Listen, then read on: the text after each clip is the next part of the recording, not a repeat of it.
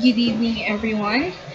I am Princess Dasanatsungayan, and I chose to discuss the other cultures of the school, which is part of Chapter 3, the school as a cultural institution. But before that, let us first know what is school culture.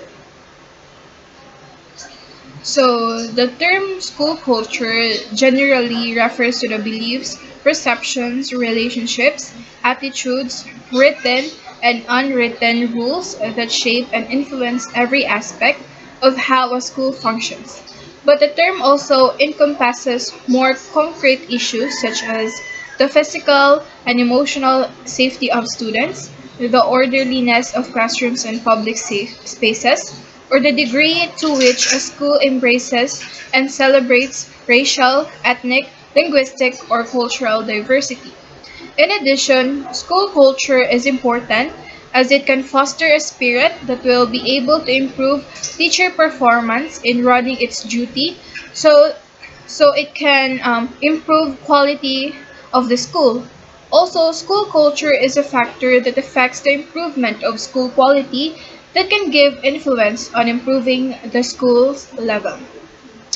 So now let us tackle the other cultures of the school.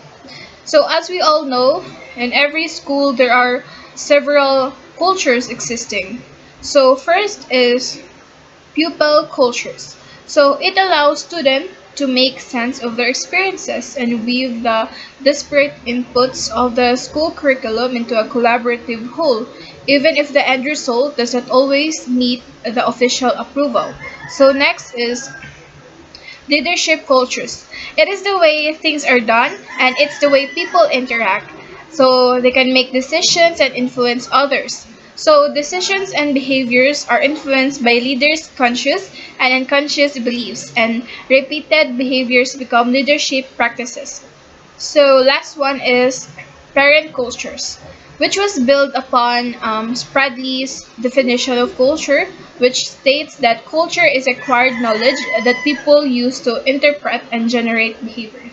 So among the different um, cultures existing in a school, teacher cultures have received the most attention in relation to schools' improvement. So according to Hargreaves, there are four forms of teaching culture. So first one is the individualism, second is collaboration, third is contrived collegiality, and the last one is balkanation. So each of these types is quite different from each other and have different impact on teachers' practices. So let's go on to individualism. So this refers to a classrooms as egg crates or castles.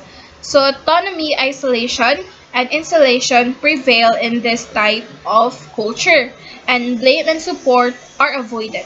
So in addition, this culture does not facilitate school development as collaboration um, as collaboration does. So individualistic school cultures are those that stress the need of the individual over the needs of the group as a whole.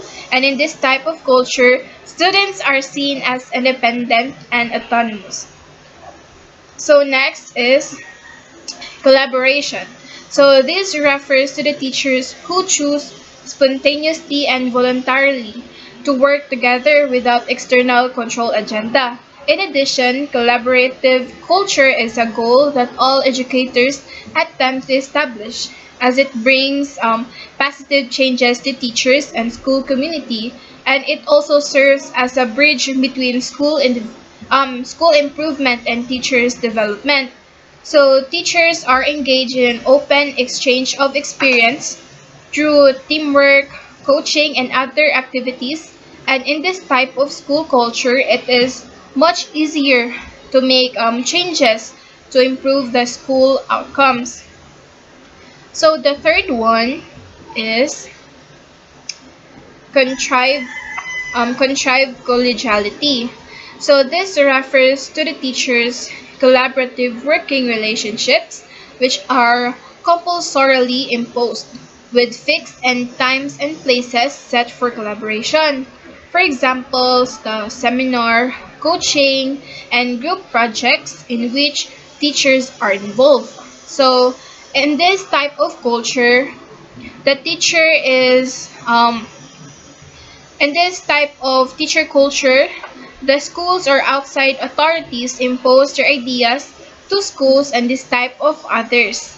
So, and also it is highly predictable in its outcomes, save and administrative simulation of collaboration.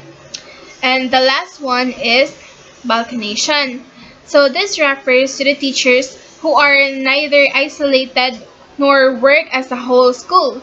So in a smaller collaborative group form. So in other words, balkanization is when teachers create isolated subgroups within a bigger community. Like for example, primary teachers are subject-based groups, and it does not mean that individual work or separate group leads to balkanization. And in this type of teaching culture, it causes negative consequences for students and teachers' development. And teachers within balkanized cultures are strongly isolated and do not usually participate in other groups. So those are the four forms of teaching cultures. So becoming familiar with the culture of a particular school takes time, and some tangible things that may give an initial indication include the following. First is the school's statement of purpose. Second is school's management plan. Third is school policies. Fourth is school's prospectus. Fifth is school motto. And sixth is school's newsletter. Seven, information booklet for casual teachers. Eight, information booklet for newly appointed staff. And the last one is interactions between teachers and students. But before I end my discussion, I would like to share that Foster and Bates proposed that influencing school culture could result in positive or negative orientation depending on the agenda of the leader. So that's all. Thank you for watching.